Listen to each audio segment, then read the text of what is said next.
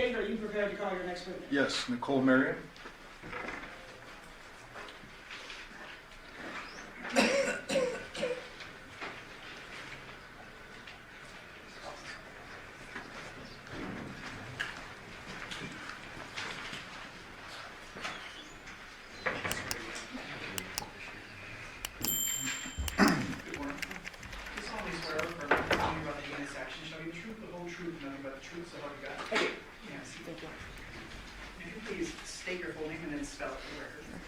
Nicole, Mariam, Nicole,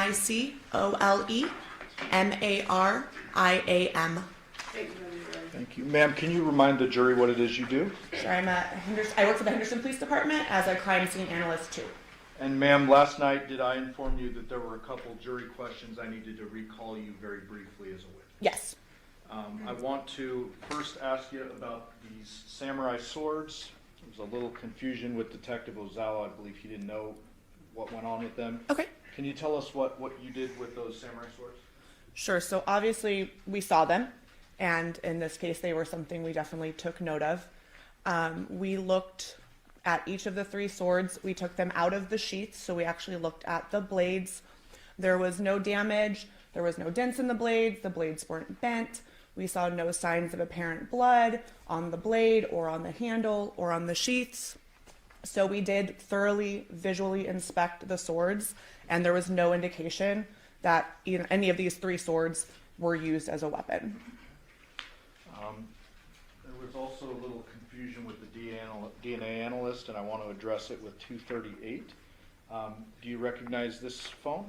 Yes, that's the cell phone that Detective Carrie Skinner had.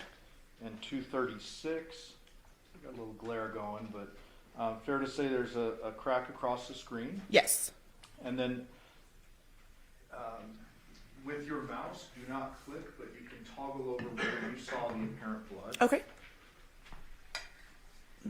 So right here, you can see it starts right there, and it is swiped up. You can kind of see that movement up there. So that was the area of apparent blood on the thumb. And so at the bottom, you see kind of a ring.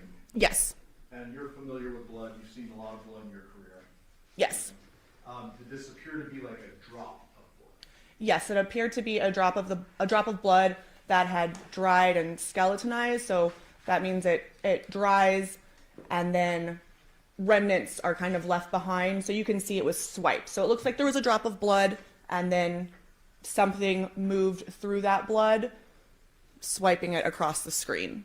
What part of this phone did you swab for DNA? The area where the blood was at. Not the back of the phone? No, on my evidence impound, it clearly states the screen was swabbed. The sole purpose of this swab was to collect that blood. So I focused specifically on that area of blood with the swabs. Thank you, ma'am. I'll pass the word. Yes, thank you. Yes, thank you.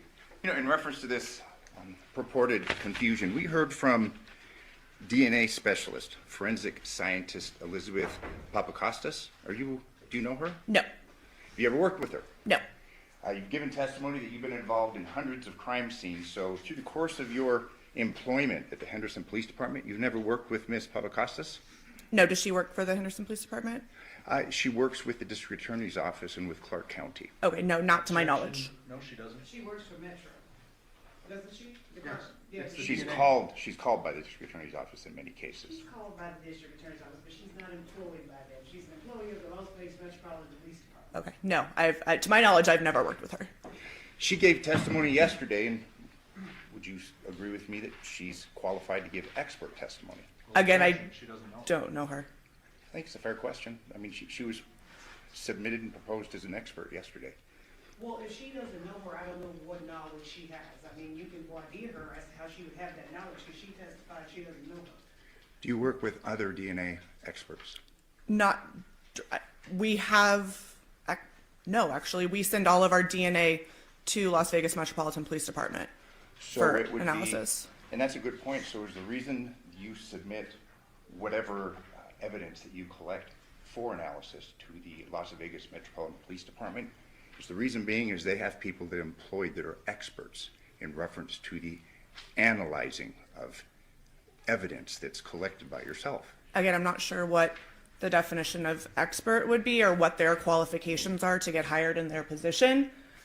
I would hope and assume that they have hired people that are well qualified, but personally, I can't speak on the behalf of their individual qualifications. In this case, we've heard that you took a swab from a cell phone, the Yes. screen of the cell phone, correct? Yes. And then you submitted it for further analysis. Correct.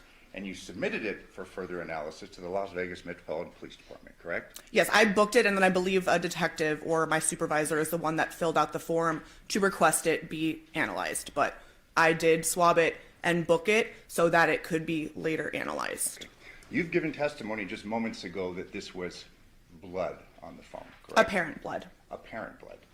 And if I told you that Ms. Papakostas testified yesterday that she could not confirm it was blood, do you have any reason to disagree with me? I also did not confirm it was blood. I just said that the presumptive test of phenolphthalein came back with a positive result, which strongly indicates the presence of it being blood. What's the percentage? I'm not sure. Are you aware of the existence of false positives? Yes, Are you aware what may cause a false positive? not specifically. So again, open question, correct? You can't give expert testimony concerning that was blood on the screen of this cell phone. Right, I never said I did. I said it was apparent blood due to my training experience. It appeared to be blood. That, coupled with the positive phenolphthalein test, indicates strongly that it is blood. But when you say strongly, you can't quantify that, can you? Correct. So again, we should leave that to the experts as to whether or not they confirm that it's blood. Which is why I always refer to it as apparent blood, because apparently it was blood. In reference to the swabs, there was 2 that you took? I took 3. 1 was used to do the presumptive test. 2 were actually booked in as evidence. Okay. And again, you're not aware of what the results were as you sit here today. Not the confirmatory results. The presumptives that I did personally, I'm aware of those results, but not what the results were passed after I booked them. Fair to say that there's a presumption, but then you send it to Metro for a confirmation. Right. In reference to the swords, you testified last week and you're testifying today that you saw the swords, correct? Correct. You acknowledge their existence. Correct. You had testified that you looked at the swords and didn't see anything, correct? Correct. However, you did not swap the swords. did you? Correct. And you did not impound those swords for future evaluations, analysis, correct? Correct. So those swords were not submitted to Metro to confirm the absence of blood, correct? Correct. They were not submitted to Metro to confirm the absence of any other items of evidentiary value, like DNA, correct? Correct. Fair to say that you can't see DNA. Correct. Obviously, you are aware that the phone was submitted for a DNA analysis? I'm aware that the swab that I took was submitted to be analyzed. Okay. And we've heard testimony concerning that from the expert, Ms. Papakostas. But again, no swabs were submitted for the evaluation in the Las Vegas Metropolitan Police Department's crime lab, correct? Of the swords, no. Thank you. I have no further questions. Are you able to see fingerprints on metal surfaces at times? Yes, occasionally. And did you inspect every inch of these 3 separate blades to look for potential blood and fingerprints? Yes, we thoroughly looked at the blades and the handles of the swords to see if I could see anything. So it wasn't just fingerprints, wasn't just blood.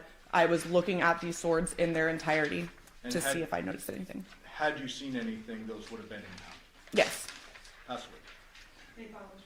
Did you document, you prepared a report, a crime scene analyst report in reference to the steps that you took, the investigative steps you took, correct, at the Porcupine Rim? Not the investigative steps I took.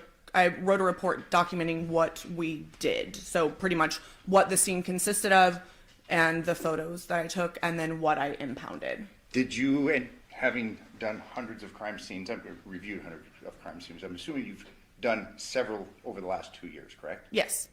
Did you review that report in preparation for your testimony in this case? Yes.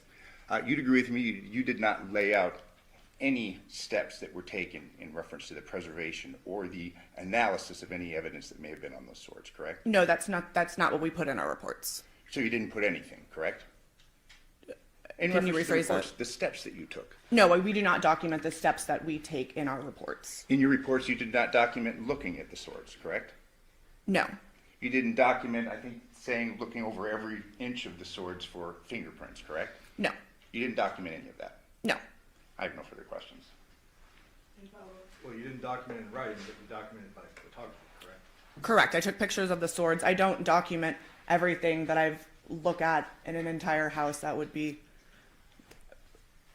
I wouldn't even begin to know how to document every single thing that I look at on a full house in every room. And so, no. So as an example, if you take photos of a crime scene and you're looking for a big item like a head, I would presume that pursuant to that search warrant, you're opening every container, looking through every trash can and all that. Yes. We don't necessarily see photography of the trash can dumped out on the ground, but you testify under oath, this is what I observed and saw, and you have expectations through your agency, correct? Right. And I didn't write that I didn't find a head. So it's the same token. Got it. Thank you. Yes. In reference to your preservation of whatever evidence you say you saw or didn't see, that's it. We don't have any photographs of the blades of the swords, do we? Correct, because they weren't really an evidence that we took note of once we saw it. Had there been anything of note, we would have taken pictures of it. You didn't book these for further analysis. You already testified to that, Correct. And then for the record, Mr. Gillespie, what exhibit is that? It states Exhibit 659. You did document a white table in the garage of the Porcupine residence, correct? I don't recall specifically focusing on a white table. So there are things that you may have done or not done and you can't recall as you sit here. I take overall pictures of the rooms in the house. So I take pictures normally from at least 4 angles, all 4 corners of the rooms looking at it. So just because there is a picture of a white table doesn't mean I necessarily focus in on it. Maybe there was something on top of it, or a lot of times I'll take pictures of things on tables or nightstands because I don't necessarily know what's in play or what we're going to find. So I'll take a picture of, say, a table or a nightstand, and then the detectives do their search. And so then if they say, oh, I found this item of evidence on this table, I likely have a picture of the table so we can likely see that evidence that they later found on that table. But, but you've been testifying concerning steps that you took specifically in reference to these swords, correct? You've asked me multiple questions Yes. about them, yes. As has the Correct, prosecutor, yes. Correct.